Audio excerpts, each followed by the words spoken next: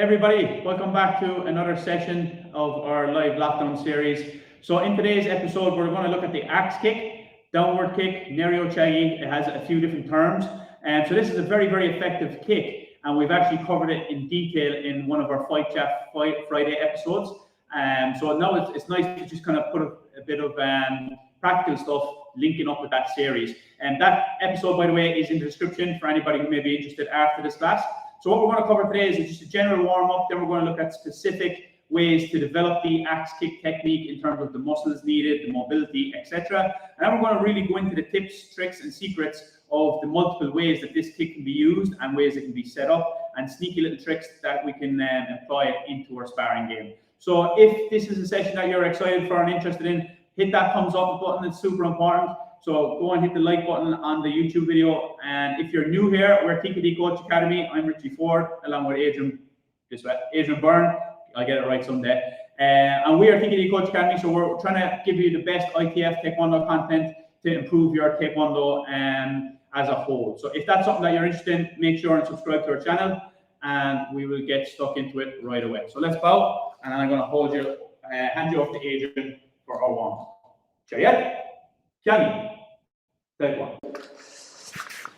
Well, everybody, hey, how are we doing today? So just so everybody knows before we start, we have a little bit of a microphone issue, so it has to be me or Richie talking. We won't be talking over each other today. So we're going to start with a little bit of a warm-up, very general first, and then we'll make it more and more specific to the kick and to the techniques we're going to use, as we like to do. And the first thing we're going to start with is just a little bit of on the toes, just bouncing left and right, keeping the hands, give everything a little bit of a shake. Hands and shoulders loose. A little bit front and back, both feet. You can just punch the arms. Keep the hands very, very loose, just flicky. And just a little bit of lifting the knees. So we're starting with running on the spot, and we're going to gradually increase the height of the knees until we're at hip level.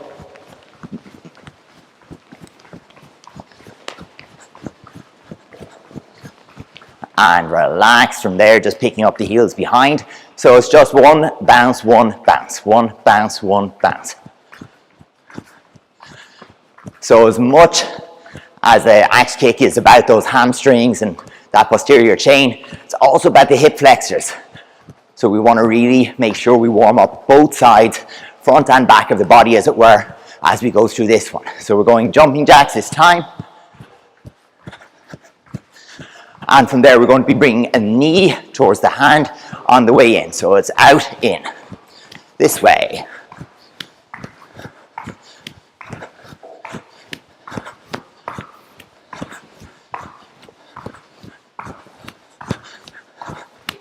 And now just knee up, up, up. And after about 8, we should be feeling like we're pretty good about the shoulder. And other side. Now we're going inside, outside. Other side. And this time without touching the floor. Other side.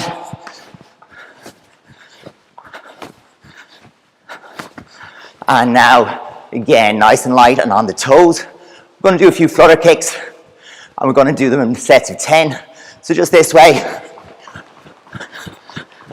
And then relax. So same idea, we're going to do 4 sets. Go again. And relax.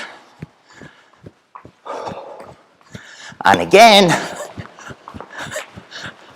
And relax. And just once more. Go. And we're going to take you right away into something dynamic mobility-wise, and I'll hand over to Richie. Okay, everybody, so should be getting warmer now as we go. I've seen the comments. We've got lots of people tuned in from around the world as well, so welcome. Let us know where you're from and where you're tuned in watching from, okay? So let's get started off with some rising kicks. We'll just go foot to foot and extend. Cross the body, rising up. Take a little step in between and go across the body. So opposite leg, opposite hand. Get that stretch in the hamstring. Reach up, keep the body tall. If it's here, that's perfectly fine. Just try to increase it each time.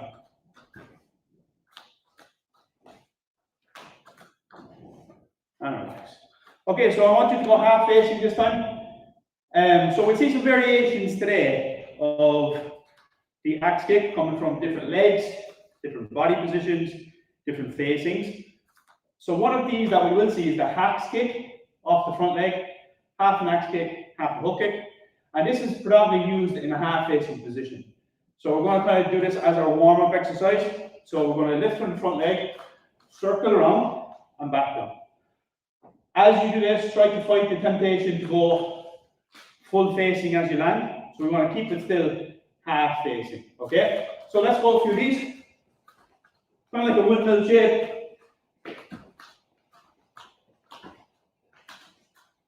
And 10, switch side. Keep the hands tidy. And relax. Good. We shake out the legs from there. So that will be something that we will focus a little bit more in detail there on the difference between the half facing and that full facing position. So sometimes we don't have the mobility to be able to shoot this from half facing. We end up going full facing. So as Adrian said, we're going to worry about that in our next little section that we're going to focus on mobility. Okay, so from here, we're just going to do rising on the opposite side. So we're going to go here and across, like we did a while ago, but it's the outward rising kick. Okay, so out here and touch. Swing the leg. So similar concept as the very first exercise. We're just getting that little bit more of a rainbow kind of a shape. Okay, everyone? Up and around. Good. Stepping foot to foot in between, just a little shimmy change.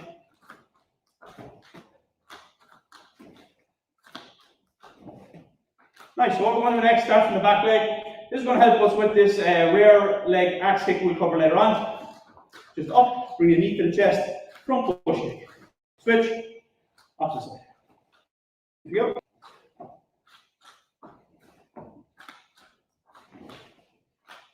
Knee to chest, push. Knee to chest, push. And get that extension of the body as well. So this is something that we'll see later on, that you need that extension as you go with the axe kick. So a lot of times we want to see that extension of the body, and that can be the difference between landing and not hitting the target. Okay, so let's hand over to Adrian and do some mobility exercise for this technique. Okay, folks, so we are going to go to some stretching right away, and the first one is going to be what we call perfect stretch. So I'll make sure you can see. So we're going to start 2 knees this way to begin with. The one knee goes to the front. We want to push the hips forward and down, trying to bring your hips into contact with the heel of the front leg. So that's what we're going for. So the hips are forward. If you want to accentuate the stretch a little bit, just squeeze the glutes a little, squeeze your butt, just to bring the stretch on here and lean in. So this is going to be our start position. We're going to hold there for just a moment. We can bring the opposite hand to the floor. From there, this elbow is going to touch the floor. And then we're going to open out the chest and shoulders, and we're going to repeat that 4 times. Nice and slow,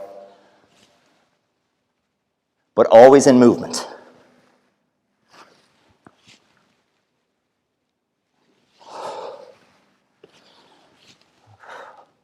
And then let's go to the other side. So same idea, we start nice and tall, put one knee in the front, engage the glutes a little bit so we get that stretch then along the hip flexors on the other side, push forward and down. It's okay if your knee deflects here, but we want to keep the foot that's on the floor flat, push forward, bring the hips towards the heel. From there, bring the opposite hand to the floor, and we're aiming down with the elbow, coming down inside the foot. And again, if it means your heel lifts, you might have to back it off a little bit and not bring the elbow to the floor. Open out the chest and repeat. Open out the chest.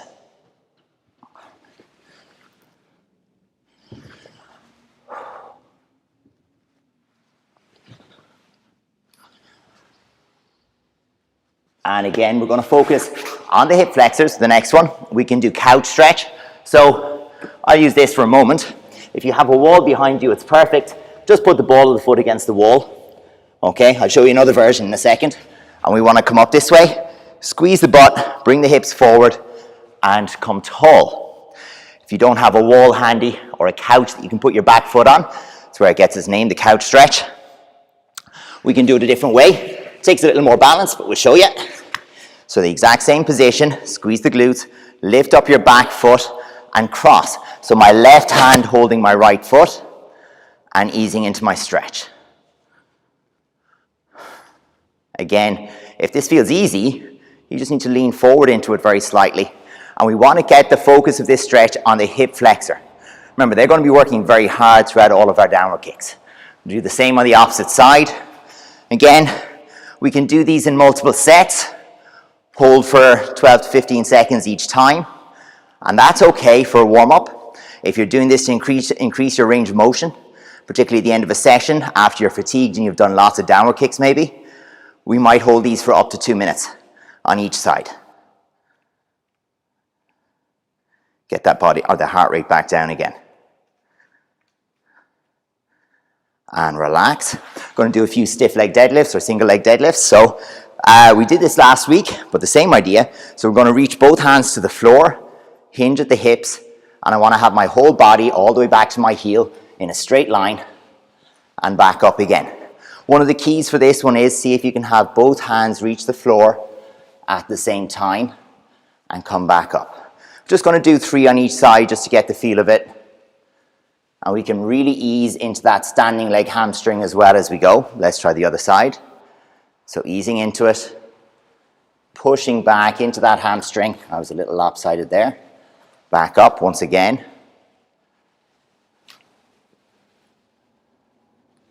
Get a good bit of awareness throughout the body. See how everything is feeling. And back up. So what we're going to do next, you might not do this exact one at home, but I want to show you the exercise. You're going to need a little weight, okay? If you don't have the weight, go through the movement today, and you add the weight in your own time later. And for me with this one, I'm also going to use just a little bit of a step. This is standard step aerobic step, but any small height would do. And we're going to do what's called a Jefferson curl. So normally you're told keep your back straight. In this case, what we're going to do is tuck the chin, roll the shoulders forward, and allow the back to slowly curl and reach and let the weight hang. Take a moment, and then we reverse the movement. Feel every vertebrae straighten. It's not a heavy load for me, but I am definitely allowing a full stretch all along the whole back and the backs of the legs under control. And we want to load some of these end range movements because when you do a downward kick, we're going to end range and then we're going to encounter some resistance when we hit someone. So we don't want to be delicate there.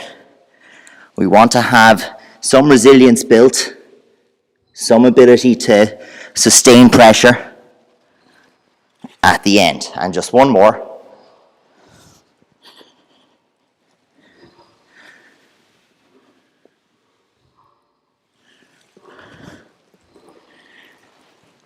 And relax. So let me get this out of the way. Boom. And one last exercise before we move on. So we can do these lots of different ways, but we're going to do some activations. So we can start this way. Hands past the knees, lifting one leg at a time, toes pulled back, nice and strong. All we're trying to do is contract here, lift the leg, and hold it at the top. So we'll hold for 10, 9, 8, 7, 6, 5, 4, 3, 2, and 1. Let's try the other side. 2, 3, 4, 5, 6, 7, 8, 9, and 10. This time, one last challenge, 5 seconds, pressing with the fingertips into the floor. Lift both feet. 3, 2, 1, up. 3, 4. We might hold a little longer. and relax. So those are just pike holds. And the whole goal there is to improve the strength here so we can lift a little sharper. So we'll look at some of the ways that we use the downward kick, some of the variations in the technique, and Richie's going to lead us off with that. Okay, everybody. So let's take a look at some of the variations that we have.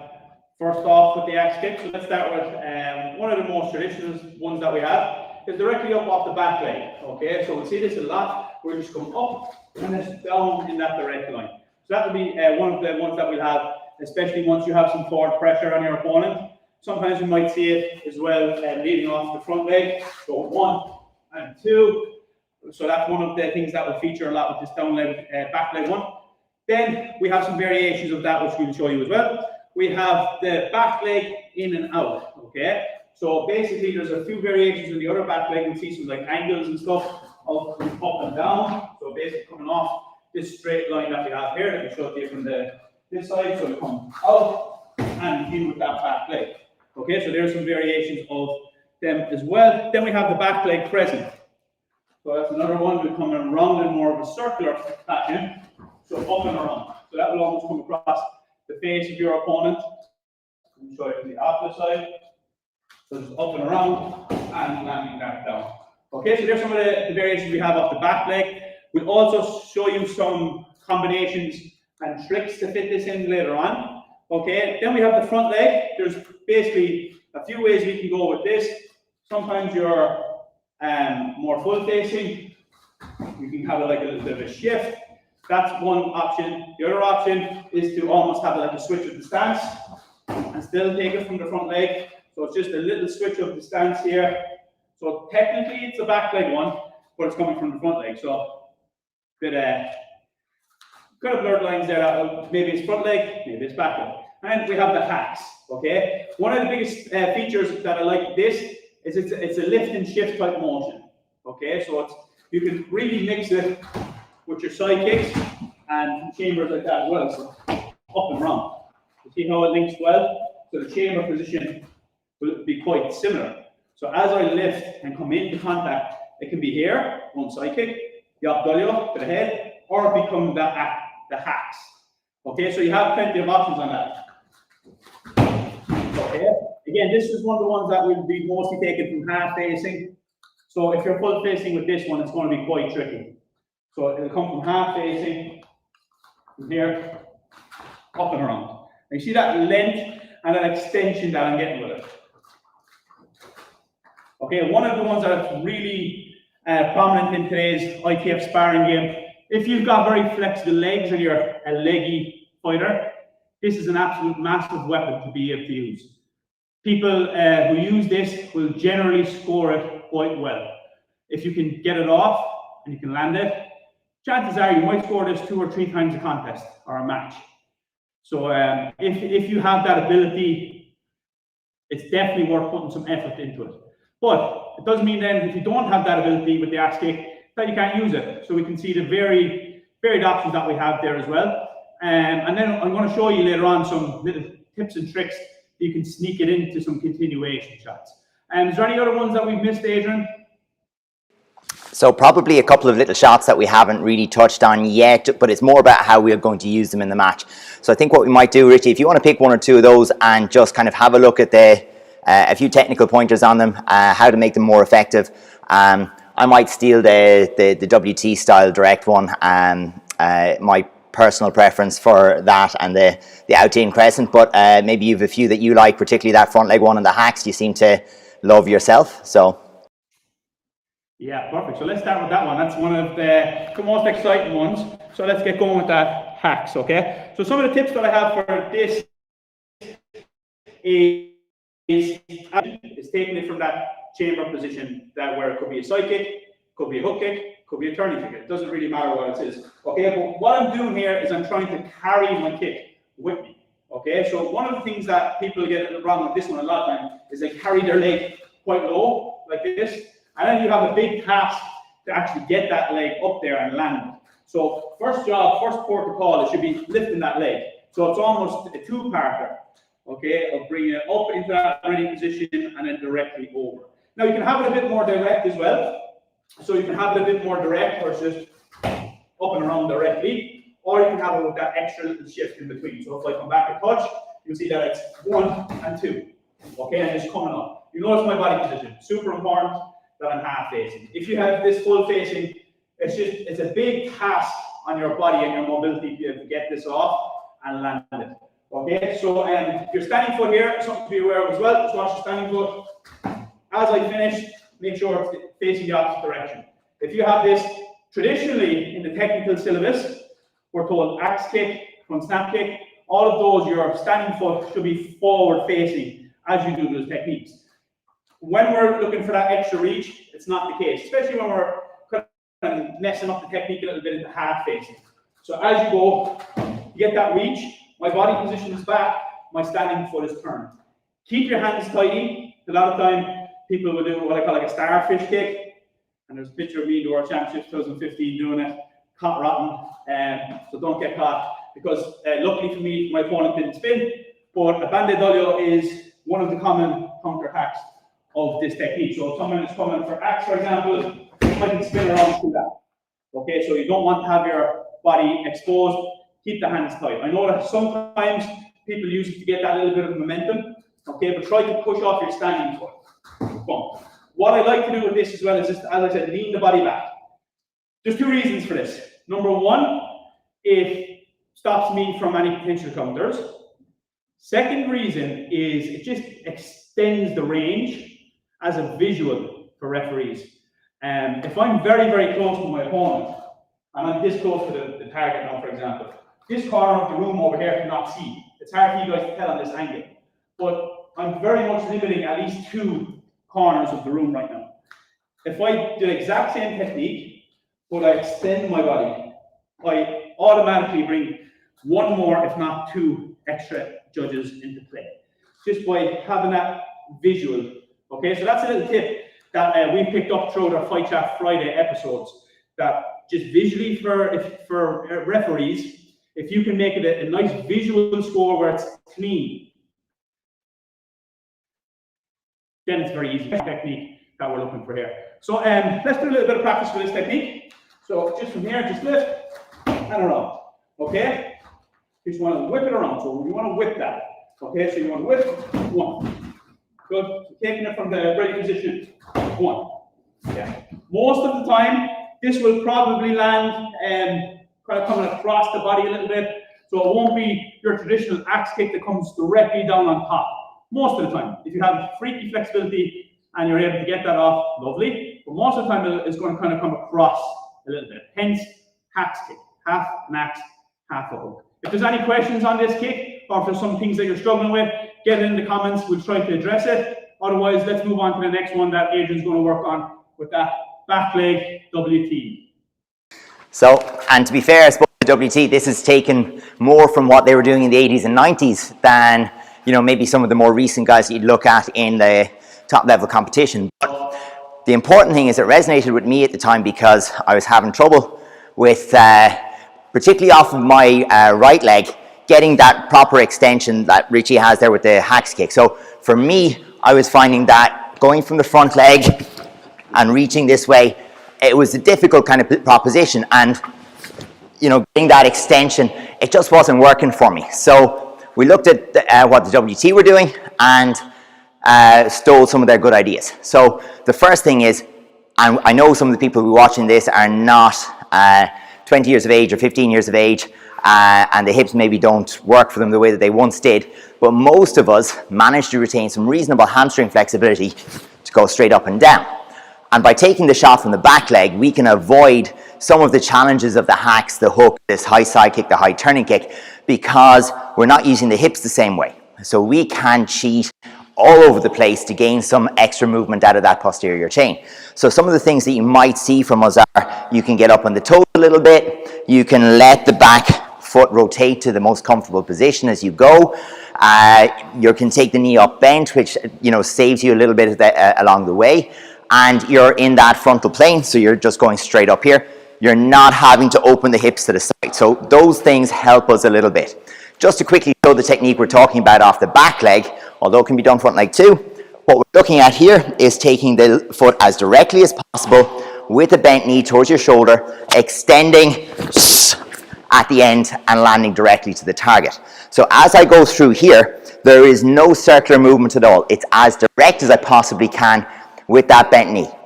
One thing to avoid is, and we see this with front kicks people as well, if they lead with their head, we end up too close. So I want to move my back leg without moving the body, and I arrive directly to the target when I do that. So just looking at this from the front, the feeling should be that as I move through the middle, the knee just sneaks up towards the shoulder and it's directly up and down. The application for our sparring here, or the places that we'll do it, we might do it after stealing a little bit of space or creating a bit of a backward motion, because I can go very quickly and directly and make that contact. It's quite easy. It's like doing a back leg turning kick or even a front kick. So I have that kind of movement here initially to get my partner moving here, and I can take the foot directly to the target. Second advantage, I end up too close. So I've moved in here and I'm too close. I end up in kind of a front kick range. It's not a big deal. My opponent tries to close me down. No problem. I have a foot between me and him. So a lot of the kind of things that can go wrong when you're throwing a downward kick go away when you take that one. Another little thing is, what if Bob here, my lovely assistant, just starts to move? If my downward kick has come this way and Bob has started to move this way, it's really difficult to adjust on the fly. But when I come up through the middle, if Bob goes left, I can quickly go to that side. If he goes the other way, I can reach there. And it leaves me the opportunity to just track 10 or 15 degrees either side without changing my kick. As one final one, I quite like this as a lure, as a feint, to give bait. So the idea would be, I'm throwing it as if to make contact, this way, but my opponent moves back or I leave it a little short. It's very easy to land in a controlled fashion because you've had that bent leg. When you land here, you're in a lovely position with your head forward, you're tempting them to come at you to make that back kick exit, okay? To have that land here and your retreat side kick. So I really quite like that impression of here to this position, and we have our back kick sneaking out of there nice and fluid. So again, key principles for this one. Head doesn't move forward. If anything, you're slightly leaning back. An aggressive knee lift with the leg bent, the toes and the foot are relaxed, everything going to the ceiling. But you're aggressive on your lift, and then you're just extending. So it's an aggressive lift and an extension as you go forward. And because we've done that with the hip that way, I can lean. So I can do it short and go here, but I can also lean if I need to and stretch in and gain an extra distance. So for me, I quite like that version. Old man hips, maybe. I don't know. Yeah, fantastic one. Very, very useful. And this one is very difficult to counter as well, because you got to get the timing exactly right. If your opponent doesn't go by the time your leg is this high, it's no good. They're going to get that in the face. So it is a difficult one to counter, especially if it's maybe sparingly used as in once or twice a match, and you're hiding it well, kind of like Adrian said, with those like lifts up the front leg and things like that. It can be very, very useful, because if you can't get the timing right, to be able to come in and counter it. So what does that mean? Number one, it's a safe technique generally.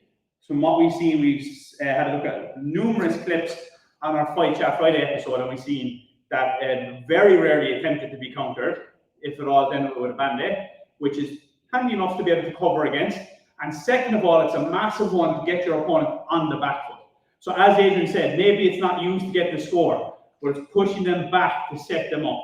And even if you're getting them on the back foot, you have this fight of one. Now they have to make a decision. Am I going to bail or am I going to attack? And if they attack, we can be set up nicely for that back kick that we just had a look at. So that's a fantastic option there as well. So what we're going to have a look at there now as well, based on that, is one way that you can use the back leg axe kick nicely with the little angle. So instead of coming directly, you can kind of use this like an inward crescent, like Adrian said. Let me show you from directly in front maybe. So from here, you can just kind of like pull this leg a little bit. So you notice this V cut that we did in our footwork session. So it's 1, and you can use the floor almost like a trampoline. So we train in a gymnastics center, and we have the springboards, and we always use that analogy to help the students. Okay, they're kind of like the springboard side kick. Okay, and then also this is a good one here. So you can do like the V cut, and you can use the floor to really push. An option, you want the face, like Adrian said with the inward pressing kick version. One option. I think I just froze there, so I'll show that again. So we can just come across the body. That angle being lovely. Okay, it takes you off the straight line, so it's a nice counter attack. Or else you can just go directly down, like Adrian just showed us in the WT version off the back leg.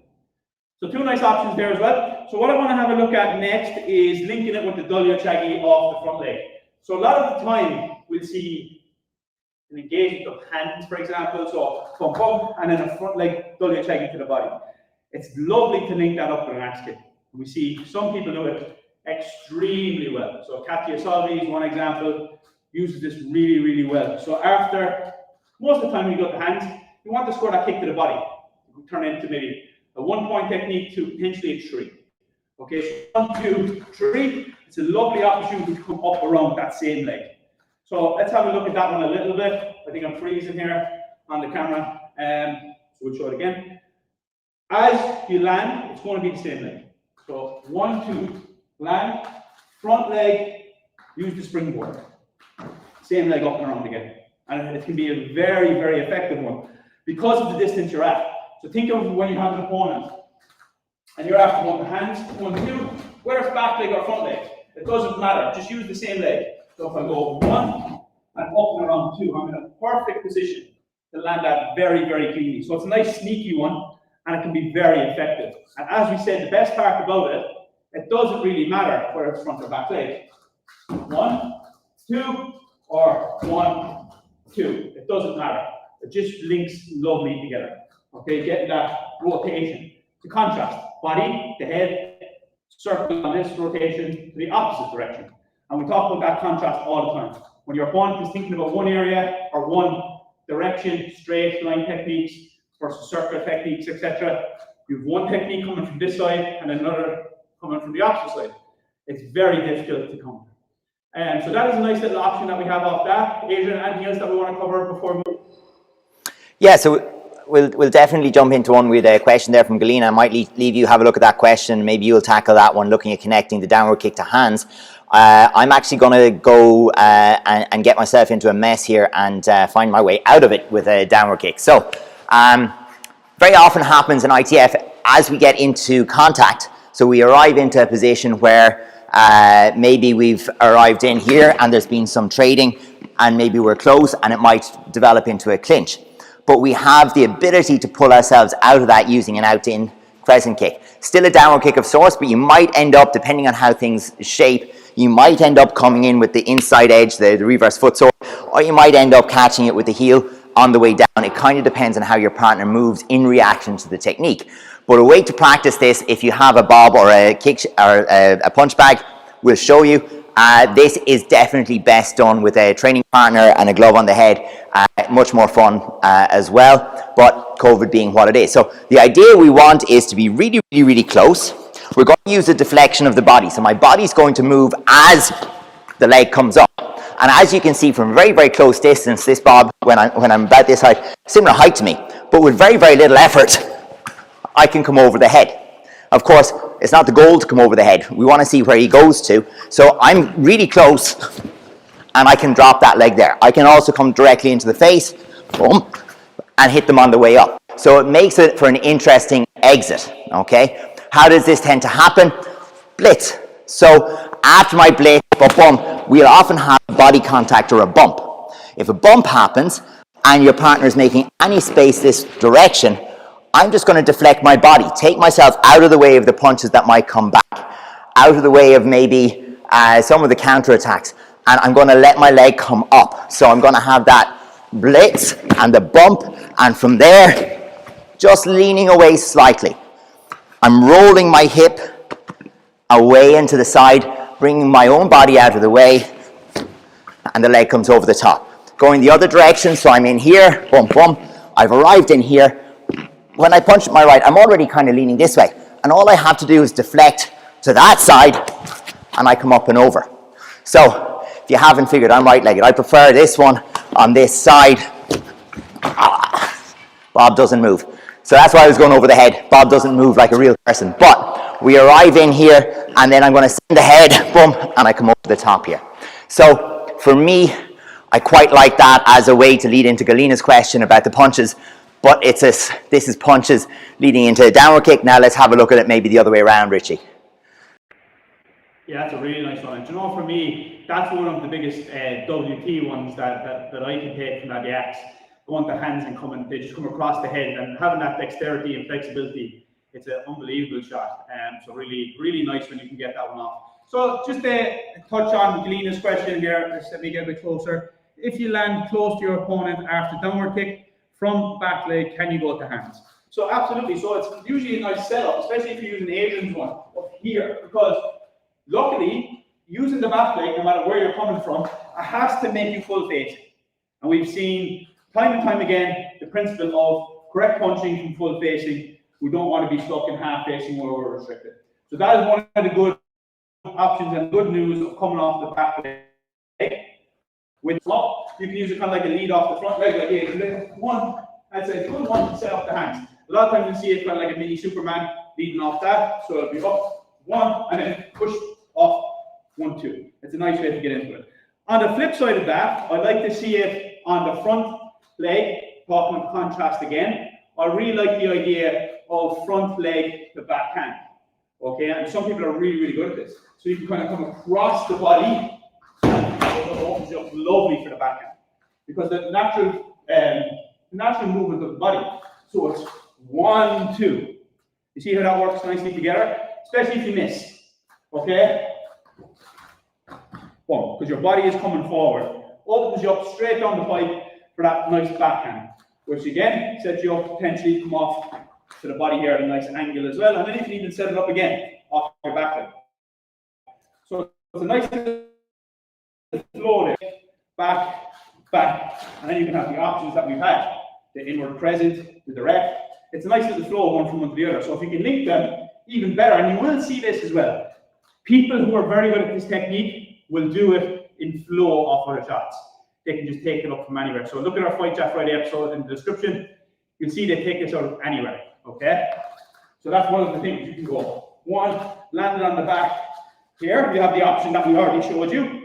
Linking the turning kick to the body with the axe kick, or you can just go one, pull off at an angle, and you have that direct one, inward present kick. So many options there, so many options. Okay, so slightly different one, and this one is going to be very hard to show you, but I'll talk my way through it, and I'll give you some ideas about how you might look at it. This particular shot, I credit two people for showing me how this shot works, and that is Darren Smith and Darren Doherty, both Irish lads, both well known for the downward kick, and it's something that had never occurred to me in a million years until you find out that you're exactly the right person for this, and that's where they're using the downward kick as a counter-attack. And it's not something that jumps to mind a lot of the time.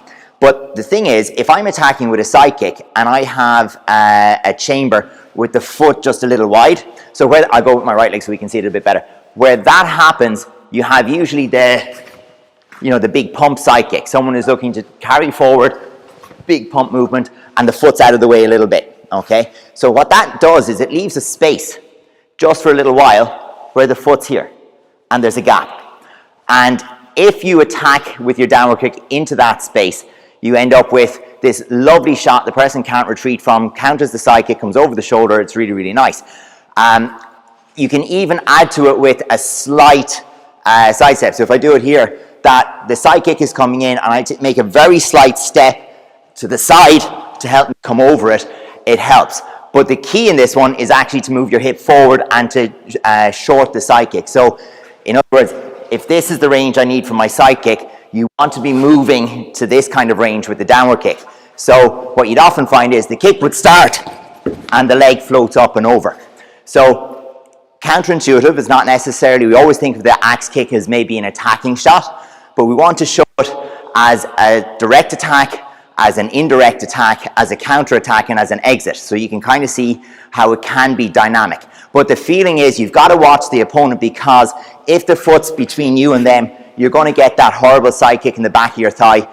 Torn hamstrings, nasty business, okay? But this is a shot where, particularly if you've been a bit more defensive, you've been leaning back, the side kick comes in and the space is there. It's easy to just extend, throw the leg forward into it, and get over the top. So one of those things where if it is a shot that you have, all of a sudden you find more uses for it. It's like where someone has a good front leg side kick, all of a sudden they can use it to check, they can use it to punish to the hip or to the head, they can convert it into the turning kick or into the hook kick, and you can use it in different ways. So we want to think the same way about the downward kick. If you have that range and that dynamic ability to push forward off the hip, where else can we use it? And maybe we'll dig out that clip or a couple of those clips in the future and show you different ways. Dotsie would even use this to try and counter a blitz. I wouldn't fancy that myself, but he's been able to do it successfully, so fair play to him. But the downward kick around the chamber of the side kick is a nice little one to have a look at. Richie, do you have another one you want to jump into? Yeah, I've got one more, guys, that we can have a look at. This one is a nice one. Now, just as a preface to this, generally, it's not a good idea to go foot to foot, okay? But because that's not a good idea, it can work occasionally and catch people by surprise. So if anybody's seen the promo clip we did for today's session, it was one of the first kicks that we seen, and it's a nice little one. And not to be confused with jumping to go up, but it's a foot-to-foot movement to go forward faster. And so basically, it's an idea of moving your back leg, where your back leg tells the front leg, right, get out of the way, and it pushes the front leg forward much quicker. All this is done in like a pendulum transition movement, and it looks like this, of a foot-to-foot axe kick. Now, as we said, this is something that I wouldn't recommend to do consistently, because if you have an opponent who's clever and they pick up on this, it's going to be a very easy option. As you step foot, boom. They're going to step right in onto the front hand and you're going to end up on your backside falling over. So it's a nice one to do sneakily every now and again, catch people by surprise. This is a timing thing. You need to feel this. You need to practice this in real time. Once you need to put it into practice and get a feel for the timing of this. So the timing is the massive factor. So just let me show you again. So from here, up and around. Okay, so taking off the front leg, my back leg moves to my front leg, pushes it out of the way, up and around. Okay, and you can see I'm still kind of half facing here. You can't go full facing and be prepared to go up the hands afterwards, but just a nice little extra option. So we actually did this in my Zoom class that I just had there with my students, and the question came up of other foot-to-foot techniques. We've got loads of them. We've got the foot-to-foot side kick, we've got like a running kick, turning kick, foot-to-foot, we've got loads of them. But the premise and the real important thing is that you can't do them all the time. You need to have your lift and shifts and all of that stuff nailed first before you can look at this stuff. This is just like the sprinkle on top. You know what I mean? Just the juicy stuff to add a little flavor to it. You need to have that foundation first of the lift and shift and the good principles. If you start with this, this is easy. I just go foot to foot. And this is the only one you have in the bank for side kicks, axe kick, whatever, you're going to get found out very quickly, okay, if you're against somebody in a live contest. So make sure, if you are working these other ones, to just have them as extra little bits on top, just to add a bit of spice, add a little flavour to your game, and to catch people by surprise every now and again. I'll show you once more. So it's not jumping to go up, it's pushing forward. You see my feet stay relatively close to the ground, up and around. All right, so yeah. That's all I've got, Adrian, in terms of an all axe kick out. If we've any other ones, any questions, we definitely look at those. But generally, I think we've hit a lot of variants of the site of the axe kick there as well. So I'm just going to have a quick look at the question here from Galina, and then I might talk about just one more concept with the axe kick. So if you use an axe kick that goes inwards in a close distance, so defending from punches, do you have to make sure you have an ability to go over your opponent's head? Okay, so I think that kind of is looking at the one that I was throwing as an exit, and we can kind of clear that one up a little bit before I jump into the next topic. But do you have to have the ability? Okay, so the first thing is, until you try this, it looks hard. It's not actually anywhere near as hard as you think it is. I'll just, without Bob involved, will show you the movement of the body that we're doing. So we've gotten a bump, so we're going to be fairly square, and that's the first thing. So I'm not going to be throwing from here, because what would happen then is my back hip would move forward, I'd lose even more space. So the thing is, because we've arrived in with the hands, or for whatever reason we've ended up this close, we're going to be almost full facing, we're going to be quite tall, we're not going to have a long stance anymore. So what we need to do from there is make space. So one of the things I'm going to do is I'm going to pull my opposite hip away and my body away as I lean, as I throw the kick. So that's actually creating a little bit of space for me to open up the kick. And the second thing then is I'm looking to kind of come across rather than straight up, and I might clip with the heel. The way this tends to work is it just clips over the top of the shoulder, clips the top of the head. It doesn't tend to hurt anybody. It's not like that. It's just a case of a quick slap over the top of the head. So as I'm rolling away, it means it's really easy to open out your mobility. So as we're here with this dude, I've gotten very, very close. I am rolling away. It's much easier than facing him and not rolling the shoulders. And because we train for the more technically perfect examples, so we've trained, this way, or we've trained like this, your body is held in that upright position. You're not letting your heel lift, you're not letting your bottom foot pivot, you're not rolling your shoulders or dropping your hip, you're not allowing any compensation at all. So when you try this, and you have a partner hold a paddle for you or something, you're going to find all of a sudden you can actually kick a lot closer to the target than you thought you could, and you can do it with much less demands and flexibility. Same idea here. If I want to drop, I can come over the top from almost on the toes with a band-aid, just because I'm compromising all of my posture and position. Very important to say, as I've said already, you lose all your power. You really do. Like, there's a reason we perform all of our techniques in a different way. So the downward kick will be massively more powerful from here with the heel, but that little swipe across the face is a very cheeky three-pointer, and in our game, that's what we're looking for. The last little concept I want to talk a bit about is using this downward kick to steal space, and Richie has illustrated this earlier, but I want to kind of just give a visual representation of what it does. So I'm a mat and a half, more or less, from where Bob is. If Bob had feet, maybe he'd be a little closer to me. But if we're tracking and we get to those late stages in a match, when maybe I'm chasing a score, okay? Bob has the lead, or we're in team sparring and he's got the score he already wants on the scoreboard. He doesn't need any more flags. We're happy. He's happy where he is. My greatest enemy is that if he can continue to move and I can't put him in a vulnerable position to get a score, then he's happy. He's not under pressure. For me to increase the pressure on him, there are different shots we can use. And like Richie demonstrated, that might be the time that I go foot to foot. That might be the time where I just double up, or I make a stepping movement and then go. But the downward kick can be a great tool here because of how much space I can cover. So I can even start with the intent to have a downward kick and just see what way they go. Because as the knee comes up, I can easily put it down here, or in the same way, I can put it down here, and I can take that space. Off that front leg, again, if we're flowing with it, and the leg is up there, I can cover a lot of space and force a movement. And that's one of the things we really need to do a lot of the time, is steal space. And the reason it can be quite effective is, and we spoke about this before, the counters are they're not sitting there ready to be pulled on. It's not in there like preloaded, ready to go, push play, we're good. Because you're not expecting that shot necessarily to come from here that has you thinking to yourself, oh yeah, boom, and I'm going to make that lovely counter attack.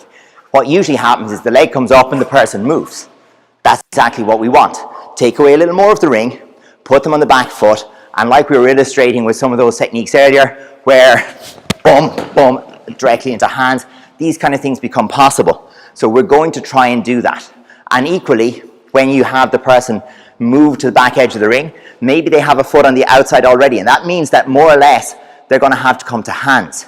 So Bob is now in the back mat of the ring. He's moved out.